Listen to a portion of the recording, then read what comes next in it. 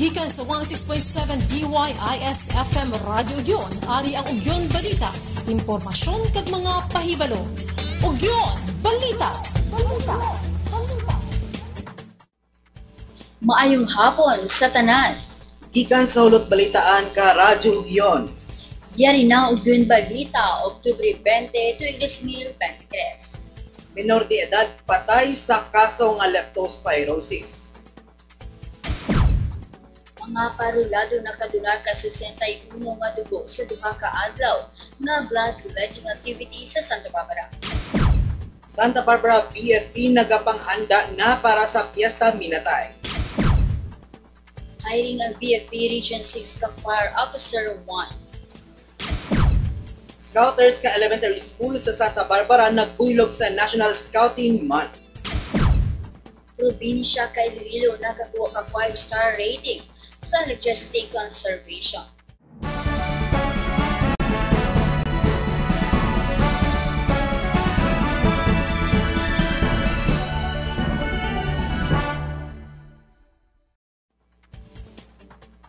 Kumpirmado ni Municipal Health Officer Dr. Zoe Supaguto Jr.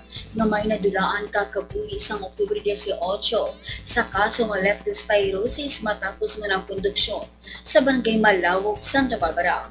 Isa ka minor de edad nga lalaki kag residente ka Barangay Kadagmayan Sur. Mayroon naman naglabanta 4 ka nakadawat man ka kaso ka leptospirosis. Ang leptospira nga bakterya ang nagring sa ihi kabalabaw kang iban pang mga sapat.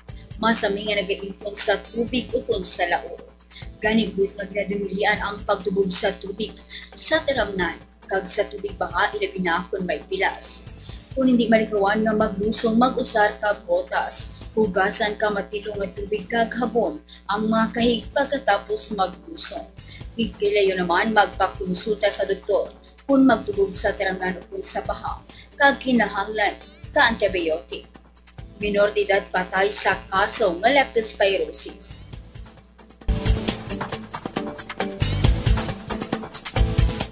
Sa 61 tanan ka blood units ang natipon sa duha ka adlaw nga bloodletting activity sa Santa Barbara Cover Gym nga gin-sponsor ka Iloilo Province Parole and Probation sa 1st, 2nd kag 4th District.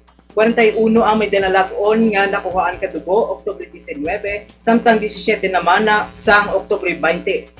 Kag sa luyag pa magdunar kadugo, magpasakop sa ika-49 nga Santa Barbara Palangga o bloodletting activity sa Oktubre 22, kung sa diin kinalauman ang bugos nga partisipasyon ka mga 4-piece beneficiaries nga mangin main sponsors.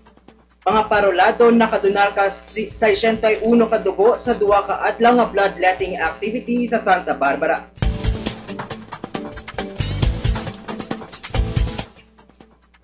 Naka-alerto ng mga katapo pa Santa Barbara Fire Station sa nagilapit nga Fiesta Minatay.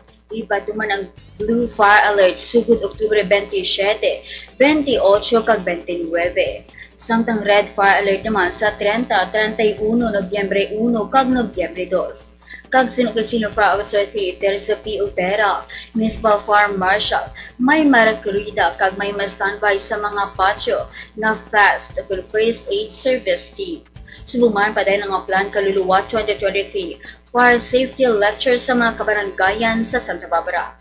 Ini ang may tema nga siguraduhin ligtas ang inyong pamamahay bago bumisita sa yumaong mahal sa buhay.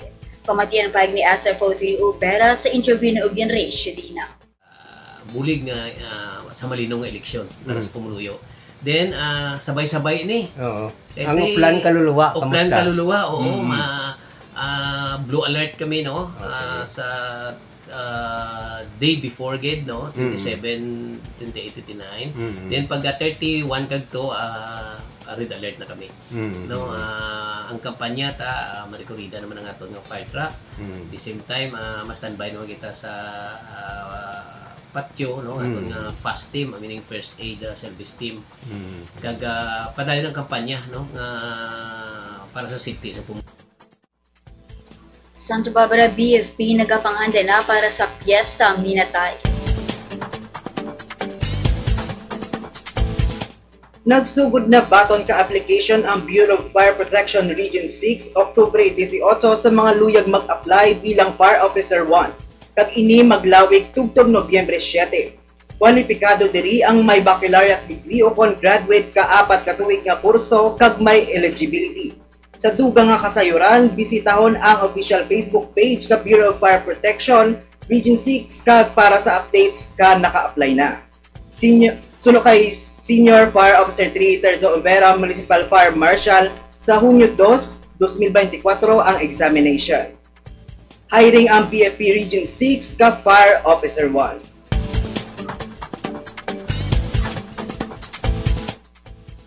Nagparada palibot sa poblasyon ang mga scouters ka Santa Barbara Central Elementary School kag nagpatigayon ka mga aktibidades. Oktubre 20 amo sa ginapatigayon nga District Simultaneous School-wide Joint Boy and Girl Scouts Camporee kag sa pagselebrar ka National Scouting Month.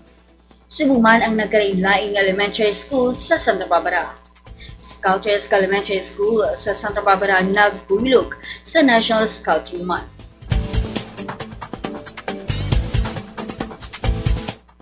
Nakabaton ka pinakamataas nga energy audit rating ang Iloilo Provincial Government nga grade A o kon 5 stars tungod sa 100% nga compliance sa Government Energy Management Program.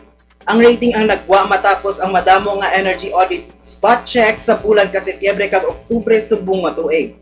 Agod si keron ang pagsunod ka ahensya sa mandatory nga energy efficiency kag conservation programs. Ang Government Energy Management Program isa ka polisiya ka gobyerno nga nagatuyo mapanubo ang pagkonsumo ka elektrisidad kagatong sa 10%. Probinsya ka Iloilo nakakuha ka 5-star rating sa electricity conservation.